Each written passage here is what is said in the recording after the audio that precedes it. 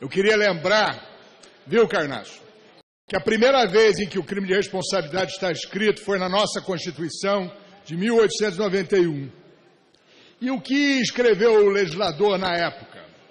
A guarda e o uso constitucional do dinheiro público é missão outorgada ao governante, que deverá respeitar a lei orçamentária.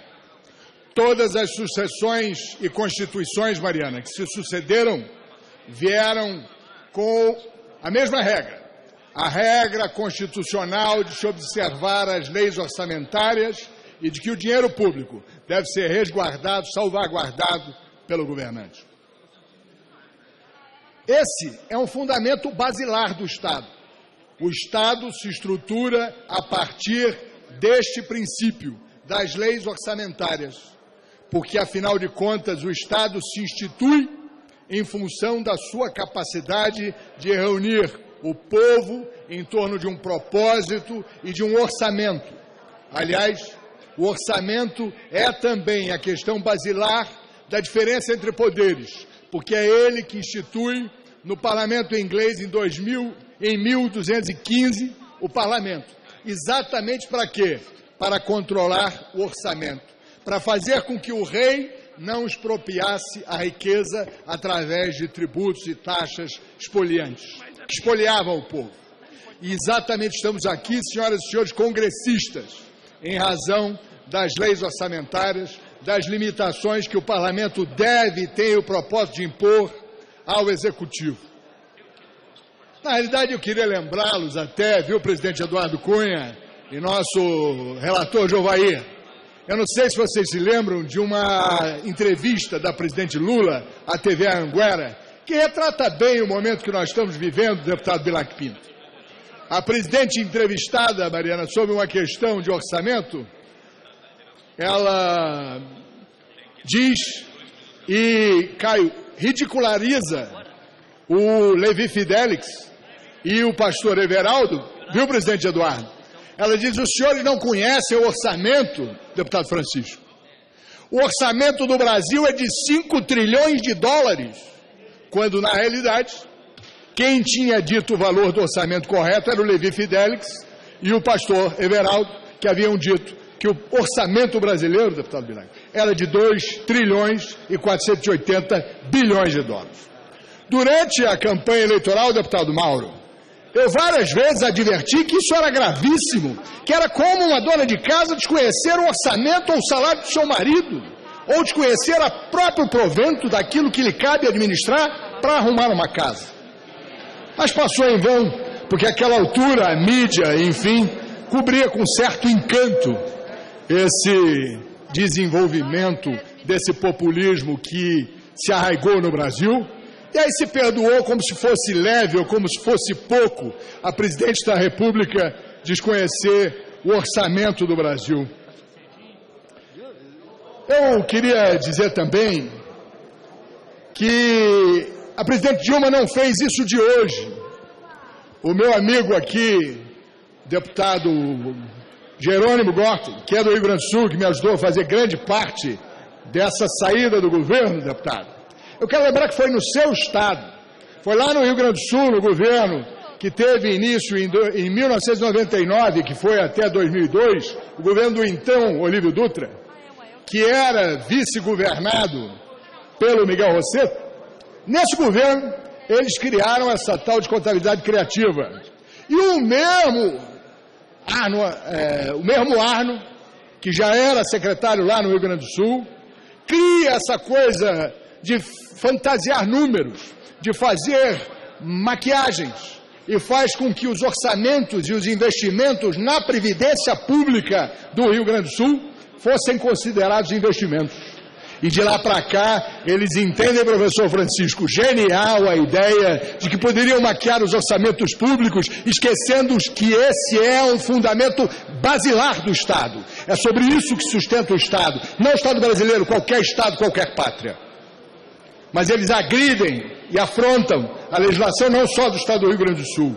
Eles vêm para a República e já em 2012 são advertidos pelos técnicos do Tesouro Nacional que cometiam erros graves.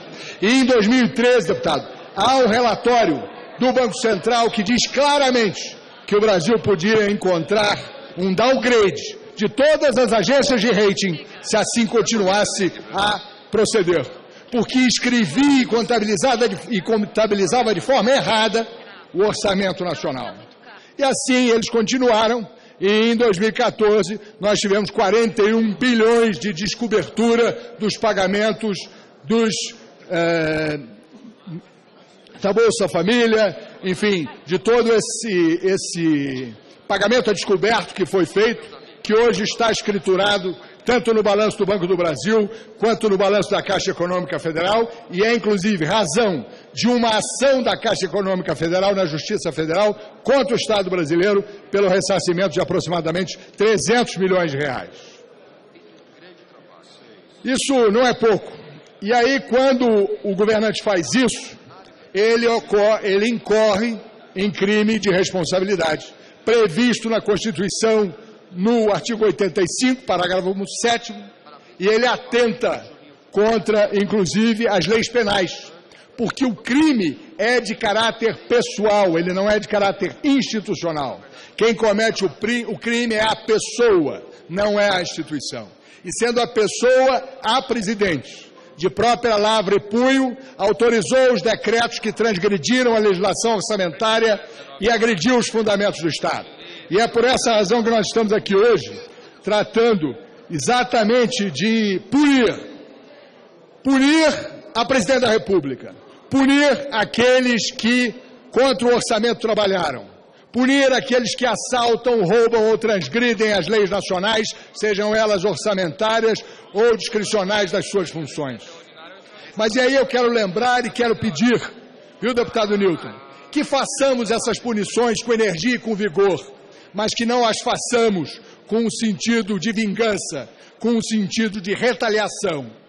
Temos de punir a presidência da República, a presidente e seus comandados, com um sentido de educação, com um sentido de formação, com um sentido de contribuição, porque essa pena é uma pena que restitui à nação o compromisso da observação, não só das leis orçamentárias, mas de toda e qualquer lei.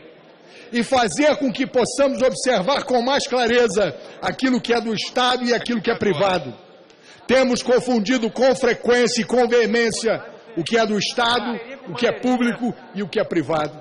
E essa confusão é absolutamente danosa para a constituição de uma sociedade livre, democrática e que tenha desenvolvimento. Falo aqui, então, da necessidade de punir com firmeza, mas quero aqui também dizer que temos que exaltar e cumprimentar aqueles que, com coragem, se tornam heróis da pátria, como faz agora, por exemplo, o juiz Moro, que, pelos seus atos de bravura e de coragem, deve, sim, ter o reconhecimento heróico de seu trabalho. E a ele temos de dar o tributo do heroísmo, o reconhecimento do serviço pátrio, mas também temos de jamais prestar a ele a condição de salvador da pátria, porque se assim o fizermos, será tão danoso quanto danoso é o momento que vivemos desse populismo desenfreado. Deve sim o juiz continuar a proceder, deve sim a sociedade continuar a aplaudi-lo, mas com uma diferença entre o ato e o fato, porque todos nós, inclusive ele, cometemos erros, cometemos acertos, e pelos nossos erros devemos ser punidos, e por nossos acertos aplaudidos. É importante, senhoras e senhores deputados, é importante, sociedade brasileira, que tenhamos claro que não podemos confundir o que é essencial e não tornar salvadores da pátria aqueles que agem corretamente, ou que o sentido da probidade seja em si uma qualidade.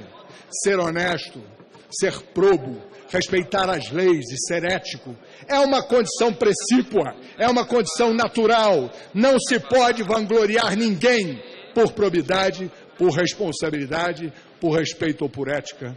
Isso nos cabe como um dever, e aqui quero, para terminar o meu discurso, dizer o seguinte: se alega sempre que ela teve 54 milhões de votos e que por isso deve governar, e eu quero dizer aos meus amigos, companheiros do Congresso, que eleitos foram, que os votos não são uma carta de alforria ou um direito à liberdade de tudo proceder e fazer. Os votos são mais do que isso.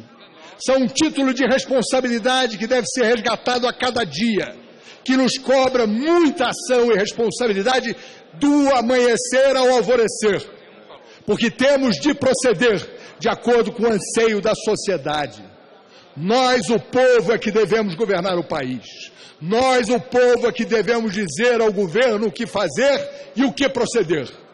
E aí quero terminar dizendo, temos de fazer dessa pátria tão criativa e ilustre uma pátria de empreendedores, e não de assistidos, e não de pedintes, e não de pessoas sem voluntariedade, sem capacidade de se autoprover e de se autoassistir. Os brasileiros são absolutamente capazes de empreender e desenvolver uma nação diferente da que temos hoje. E termino aqui para dizer, cidadão, cidadã, acredite que ninguém vai poder fazer pelo senhor ou pela senhora mais do que vocês mesmos. Façamos juntos um novo país, uma nova nação, com respeito àqueles que têm que ser punidos ou àqueles que têm que ser vangloriados, mas, sobretudo, com honra e responsabilidade ao povo brasileiro. Muito obrigado.